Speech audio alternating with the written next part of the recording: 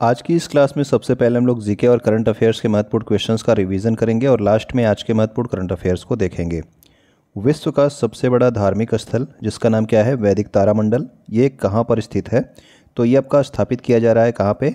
मायापुर, जो कि नदिया ज़िले में है, पश्चिम बंगाल राज्य में। ठीक है, तो ये विश्व का सबसे बड़ा धार्मिक स्थल हो जाएगा कंप्लीट होने के बाद। ठीक है, कंबोडिया से भी बड़ा। भारत का पहला गतिशक्ति कार्गो टर्मिनल कहाँ पर स्थापित किया गया है? तो जो पहला गतिशक्ति कार्गो टर्मिनल है ये स्थापित किया गया है आसनसोल मंडल, पश्चिम बंगाल में। भारत सरकार द्वारा टीबी, और टीबी को ही क्षय रोग बोला जाता है हिंदी में, ठीक है, तो टीबी मुक्त भारत लक्ष्य कब तक रखा गया है? तो टीबी मुक्त भारत का लक्ष्य रखा गया है सन 2025 तक। टीबी या फिर क्षय रोग के रोकथाम के लिए कौन सा टीका लगाया जाता है? तो ये जो बीसीजी टीका है, बैसिलस कालमेट गुरिन टीका, ये लगाया जाता है टीबी के रोकथाम के लिए। टीबी यानी कि क्षय रोग, ये किसकी वजह से होता है? तो ये होता है बैक्टीरिया या फिर जीवाणु की वजह से। ठीक है, विश्व टीबी दिवस प्रत्येक वर्ष कब मनाया जाता है? तो प्रत्येक वर्ष टीबी के जागरूकता फैलाने के लिए 24 मार्च को विश्व टीबी दिवस भी मनाया जाता है। मानव विकास सूचकांक की अवधारणा कब प्रतिपादित की गई थी? तो मानव विकास सूचकांक यानी कि ह्यूमन डेवलपमेंट इंडेक्स काफ़ी अच्छा इंडेक्स होता है, ठीक है ना। तो इसकी अवधारणा सबसे पहले दी गई थी 1990 ईस्वी में पाकिस्तान के महमूद उल हक और जो है अमर्त्य सेन, जो भारत के आपके अर्थशास्त्री हैं, उनके द्वारा। मानव विकास सूचकांक किस संस्था के द्वारा जारी की जाती है? तो ये जो मानव विकास सूचकांक है ये संयुक्त राष्ट्र विकास कार्यक्रम यानी कि यूनाइटेड नेशन डेवलपमेंट प्रोग्राम के द्वारा जारी की जाती है। और मानव विकास सूचकांक कुल 3 आधारों पर जो है निर्मित होता है। तो और ये 3 आधार कौन कौन से हैं? तो ये 3 आधार भी आपके एग्जाम में पूछे जाते हैं, अर्थशास्त्र के टॉपिक में ये क्वेश्चन जरूर पूछा जाता है, तो याद रखेंगे आप। साक्षरता, प्रति व्यक्ति आय और जीवन प्रत्याशा, ये मानव विकास सूचकांक यानी कि ह्यूमन डेवलपमेंट इंडेक्स के 3 आधार हैं। ठीक है, साक्षरता, प्रति व्यक्ति आय और जीवन प्रत्याशा। भारत में सर्वप्रथम प्रति व्यक्ति आय की गणना किसके द्वारा की गई थी? तो भारत में सबसे पहले प्रति व्यक्ति आय की गणना की गई थी दादा भाई नौरोजी के द्वारा। इन्हें grand old man of India कहा जाता था। दादा भाई नौरोजी के द्वारा 1868 ईस्वी में भारत की प्रति व्यक्ति आय कितने रुपए बताई गई थी? तो सबसे पहले इन्होंने गणना की थी और बताई थी कि प्रति व्यक्ति आय भारत में कितनी है, 20 रुपये जो है प्रति व्यक्ति आय है। ठीक है, 1868 में ही इन्होंने बताया था। अब देखेंगे हाल ही में जो लोगों के निधन हुए हैं वो किस क्षेत्र से संबंधित थे। इसी तरह से आपसे क्वेश्चन पूछा जाता है, हाल ही में इनका निधन हो गया और ये किस क्षेत्र से संबंधित थे। तो याद रखना, अभी हाल ही में साइरस मिस्त्री का निधन हुआ इसी महीने, और ये एक उद्योगपति थे, ठीक है ना, और टाटा सन्स के जो है चेयरमैन भी रह चुके हैं। पंडित बिरजू महाराज ये क्या थे? तो ये एक कथक नृत्य के कलाकार थे।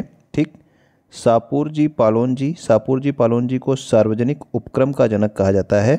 ठीक है, पीएसयू का जनक कहा जाता है, पब्लिक सेक्टर यूनिट का। नेक्स्ट हमारा है जनरल बिपिन रावत। तो जनरल बिपिन रावत जो थे ये भारत के प्रथम सीडीएस थे, चीफ ऑफ डिफेंस स्टाफ थे ये। ठीक है, और ये दोनों आप ज़रूर याद रखना क्योंकि आपसे पूछ लिया जाएगा कि हाल ही में जो है भजन सोपोरी का निधन हो गया। ये कौन सा वाद्य यंत्र बजाते थे? तो ये संतूर वादक थे। इसके अलावा जो है आपके एक और वाद्य यंत्र बजाते थे संतूर वादक, जिनका नाम था पंडित शिव कुमार शर्मा। इनका भी निधन हो गया। तो इन दोनों का इसी साल निधन हुआ है, भजन सोपोरी का और पंडित शिव कुमार शर्मा का, और दोनों ही संतूर वादक थे। लता मंगेशकर क्या थी? तो लता मंगेशकर का हाल ही में निधन हो गया और ये पार्श्व गायिका थी।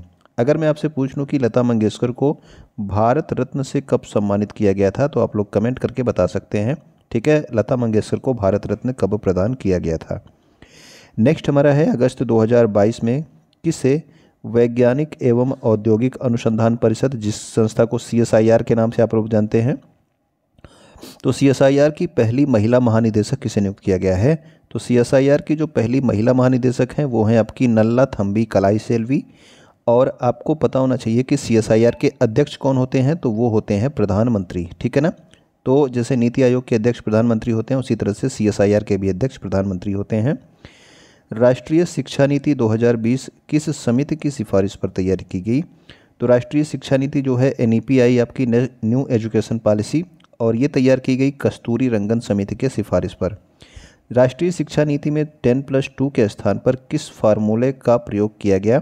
तो पहले आपका 10+2 था, अब जो है उसके स्थान पर 5+3+3+4 यानी कि नर्सरी से लेकर क्लास 2 तक 5 वर्ष, उसके बाद 3, 4, 5 3 वर्ष, फिर उसके बाद 6, 7, 8 3 वर्ष, उसके बाद 9 से 12 आपका 4 वर्ष, ठीक है ना। तो ये आप याद रखना। दिल्ली में वर्तमान में उपराज्यपाल किसे नियुक्त किया गया? पहले अनिल बैजल थे, उन्होंने इस्तीफा दे दिया, तो अब उनकी जगह पे दिल्ली के जो वर्तमान में उपराज्यपाल हैं वो बनाए गए हैं विनय कुमार सक्सेना, ठीक है। तो आप लोग देख रहे हैं डेली घटना चक्र की समसामयिकी और सामान्य जागरूकता की क्लास को। इसमें हम लोग डेली का करंट अफेयर्स करते हैं, इसके अलावा करंट अफेयर्स और जीके का रिवीजन भी करते हैं। ये सभी एग्जाम्स के लिए इंपॉर्टेंट होती है, क्योंकि करंट अफेयर्स और जीके हर एक एग्जाम में आपसे पूछ ली जाती है। अगर आप यहाँ पे पहली बार आए हैं तो यूट्यूब पे हमें सब्सक्राइब कर सकते हैं। इसके अलावा टेलीग्राम पे, इंस्टाग्राम पे और फेसबुक पर भी आप हमें फॉलो कर सकते हैं। तो आइए अब कंटिन्यू करते हैं आज की क्लास को। 1911 ईस्वी में दिल्ली दरबार का आयोजन किया गया था, और इस समय जो है ब्रिटेन के कौन से राजा मुख्य अतिथि के रूप में भारत आए थे? तो जब दिल्ली दरबार का आयोजन किया गया था तो उसकी अध्यक्षता किसने की थी? तो वो थे आपके किंग जॉर्ज पंचम, ठीक है। तो किंग जॉर्ज पंचम 1911 में भारत आए थे और उस समय दिल्ली दरबार का आयोजन किया गया था। कांग्रेस का हरिपुरा अधिवेशन कब हुआ था, जिसकी अध्यक्षता सुभाष चंद्र बोस ने की? ठीक है, तो ये आप याद रखना कि जो हरिपुरा अधिवेशन था कांग्रेस का, इसकी अध्यक्षता किसने की थी? तो ये इसकी अध्यक्षता की थी सुभाष चंद्र बोस ने। और ये कब हुआ था? तो 1938 में हरिपुरा अधिवेशन हुआ था। जबकि 1939 में आपका त्रिपुरी अधिवेशन होना था, जिसमें जो है अध्यक्ष के रूप में कौन चुने गए थे? सुभाष चंद्र बोस चुने गए थे, लेकिन इन्होंने क्या दे दिया? इस्तीफा दे दिया, ठीक है ना। तो इसके बाद इन्होंने फॉरवर्ड ब्लॉक की स्थापना की थी। तो फॉरवर्ड ब्लॉक की स्थापना कब की गई थी? तो 1939 में, और किसके द्वारा? तो सुभाष चंद्र बोस के द्वारा। भारत सरकार ने प्रत्येक वर्ष पराक्रम दिवस कब मनाए जाने का निर्णय लिया है? तो 23 जनवरी को होता है क्या? सुभाष चंद्र बोस का जन्म दिवस, और इसी दिन जो है पराक्रम दिवस मनाए जाने का निर्णय लिया गया भारत सरकार के द्वारा। इसके अलावा एक पुस्तक आपसे हमेशा पूछी जाती है, इंडियन स्ट्रगल। ये किसकी पुस्तक है? तो इंडियन स्ट्रगल पुस्तक है सुभाष चंद्र बोस की। नेताजी अवार्ड 2022 हाल ही में किसे प्रदान किया गया? तो सुभाष चंद्र बोस के ही नाम पे जो है एक नेताजी अवार्ड दिया जाता है भारत सरकार के द्वारा। तो 2022 में जो नेताजी अवार्ड 2022 प्रदान किया गया, ये प्रदान किया गया शिंजो अबे के, जो कि जो है जापान के पूर्व प्रधानमंत्री थे, और इनकी अभी हाल ही में गोली मार करके हत्या कर दी गई। अगला हमारा है सुभाष चंद्र बोस आपदा प्रबंधन पुरस्कार। तो ये भी आपका सुभाष चंद्र बोस के नाम पे दिया जाता है आपदा प्रबंधन के क्षेत्र में, और 2022 के लिए ये 2 श्रेणियों में दिया गया। एक तो आपका संस्थागत श्रेणी था, और संस्थागत श्रेणी में गुजरात के आपदा प्रबंधन संस्थान को प्रदान किया गया। इसके अलावा जो व्यक्तिगत श्रेणी में प्रदान किया गया, ये प्रदान किया गया प्रोफेसर विनोद शर्मा को। लगभग 14,500 स्कूलों का उन्नयन और विकास, तो यानी कि अपग्रेडेशन एंड डेवलपमेंट करने के लिए 5 सितंबर 2022 शिक्षक दिवस पर कौन सी योजना प्रारंभ की गई है? तो स्कूलों का जो है अपग्रेडेशन और डेवलपमेंट करने के लिए PM श्री योजना स्टार्ट की गई है, ये आप याद रखेंगे। यूनेस्को में शामिल नवीनतम अमूर्त धरोहर कौन सी है? तो अमूर्त धरोहर की अगर बात की जाएगी तो अमूर्त धरोहर है आपकी दुर्गा पूजा।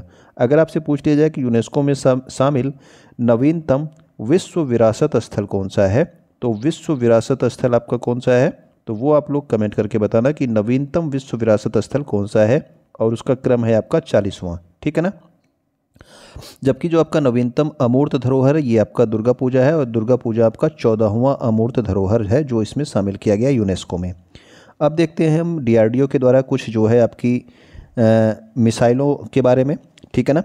तो पिनाका क्या है? तो पिनाका एक मिसाइल नहीं है। पिनाका क्या है? मिसाइल लॉन्चिंग सिस्टम, यानी कि जिस वाहन से जो है मिसाइल को लॉन्च किया जाता है, वो उसका नाम क्या है? उसका नाम है पिनाका। अस्त्र मार्क 1 क्या है? तो अस्त्र मार्क 1 हवा से हवा में मार करने वाली एक मिसाइल है, ठीक है।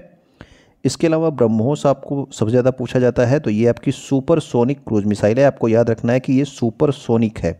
जबकि निर्भय क्या है? तो निर्भय आपकी सब सोनिक क्रूज मिसाइल है, ठीक है। तो ये आपकी सब सोनिक क्रूज मिसाइल है। और आपका ब्रह्मोस क्या है? ये एक आपका सुपरसोनिक क्रूज मिसाइल है। नाग क्या है? तो ये आपका एंटी टैंक गाइडेड मिसाइल है। ये किस टेक्निक पर आधारित है? तो ये फायर एंड फॉरगेट टेक्निक पर आधारित है, ठीक है। और नाग का ही एक हेलीकॉप्टर वर्जन है, ठीक, जिसको आप हेलीकॉप्टर से लॉन्च कर सकते हो, ठीक है ना। तो उसका नाम क्या रखा गया है? तो उसका नाम रखा गया है हेलिना, ठीक है। तो ये नाग का ही हेलीकॉप्टर वर्जन है जिसका नाम रखा गया हेलिना, ठीक। अब देखते हैं पद्म विभूषण पुरस्कार 2022 में किसे किसे दिया गया।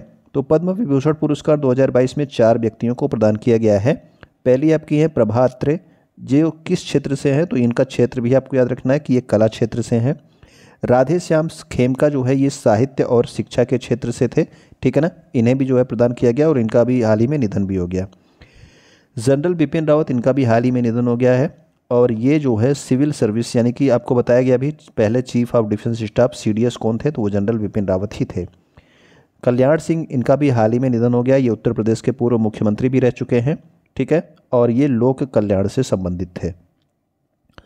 अगला हमारा है होनोलुलु USA में आयोजित हो रहा दुनिया का सबसे बड़ा नौसैनिक अभ्यास, जिसमें कुल 27 देश भाग ले रहे हैं, ठीक है। इसका नाम क्या है, तो रिमपैक 22, ठीक है। तो रिमपैक 22, इसमें भारत की तरफ से कौन सा नौसैनिक जहाज भाग ले रहा है, तो रिमपैक का आयोजन कहाँ हो रहा है, तो ये हो रहा है आपके होनोलुलु USA में, यानी कि अमेरिका में, ठीक है। और ये दुनिया का सबसे बड़ा नौसैनिक अभ्यास है, 27 देश भाग ले रहे हैं और इसमें भारत की तरफ से INS सतपुड़ा और P-8I पनडुब्बी रोधी युद्धक विमान ने भाग लिया।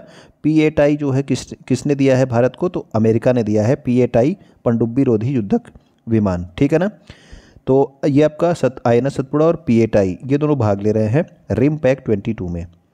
19 अगस्त से 6 सितंबर 2022 तक 17 देशों का संयुक्त वायुसेना युद्धाभ्यास, जिसका नाम है पिच ब्लैक 22, ये किस देश में आयोजित किया जाएगा, तो ये 17 देश इसमें भाग ले रहे हैं। ये संयुक्त वायुसेना युद्धाभ्यास है, नाम है इसका पिच ब्लैक 22 और ये आयोजित किया जा रहा है आपका ऑस्ट्रेलिया में। अभी आपने देखा रिमपैक, तो रिमपैक कहाँ पे था, तो रिमपैक आपके होनोलुलु USA में था, ठीक है ना।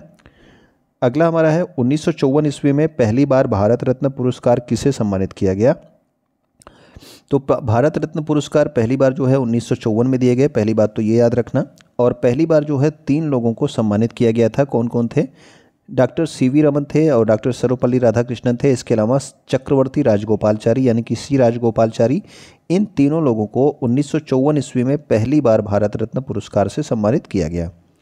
प्रसिद्ध संगीतकार भूपेन हजारिका को भारत रत्न से कब सम्मानित किया गया, तो भूपेन हजारिका को जो है 2019 में भारत रत्न से सम्मानित किया गया था।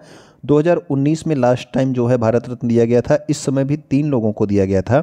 एक तो आपके भूपेन हजारिका थे, दूसरे आपके जो है प्रणब मुखर्जी थे, तो भारत के पूर्व राष्ट्रपति रह चुके हैं, इसके अलावा नानाजी देशमुख, ठीक है। तो 3 लोगों को 2019 में भी दिया गया था और 3 लोगों को पहली बार जब प्रदान किया गया था तब भी दिया गया था। तो 2019 के बाद अभी तक भारत रत्न पुरस्कार नहीं प्रदान किया गया है। तो आइए अब देखते हैं 9 सितंबर 2022 के महत्वपूर्ण करंट अफेयर्स को। तो 9 सितंबर 2022 के महत्वपूर्ण करंट अफेयर्स में पहला हमारा है संयुक्त राष्ट्र विकास कार्यक्रम यानी कि यूनाइटेड नेशनल डेवलपमेंट प्रोग्राम द्वारा जारी मानव विकास सूचकांक ह्यूमन डेवलपमेंट इंडेक्स 2021 के लिए जारी की गई, ठीक है। तो अभी आपको कुछ देर पहले बताया गया था कि मानव विकास सूचकांक कौन जारी करता है, तो वो जारी करता है संयुक्त राष्ट्र विकास कार्यक्रम यानी कि United nation development programme.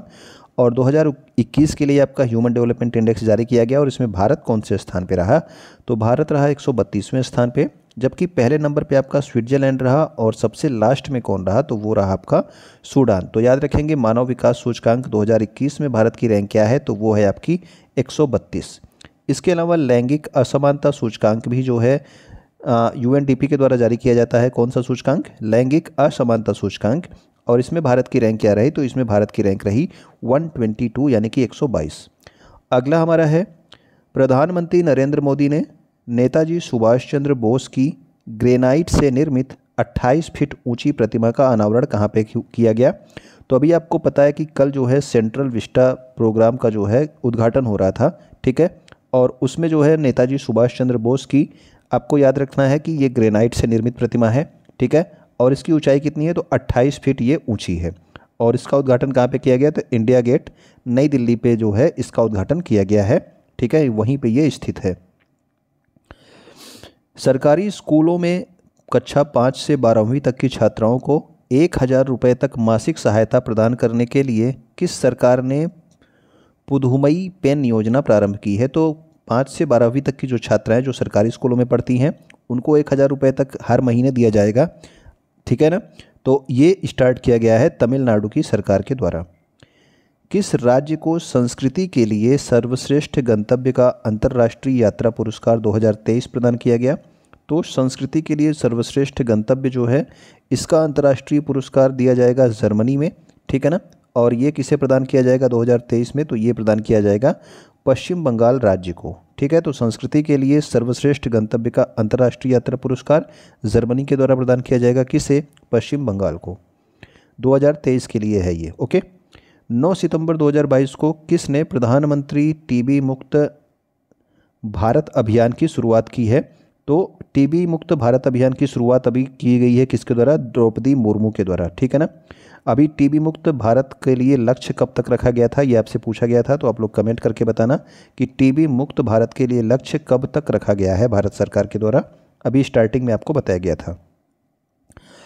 TB की समय पर जांच करने के लिए कौन सा पोर्टल प्रारंभ किया गया? तो इसी समय जो है, जब ये टीबी मुक्त भारत अभियान की शुरुआत की गई, इसी में एक पोर्टल भी लॉन्च किया गया जिसका नाम है निक्षय पोर्टल। ठीक है, और निक्षय पोर्टल में जो है क्या होगा, टीबी की समय पर जांच को जो है सुनिश्चित किया जाएगा।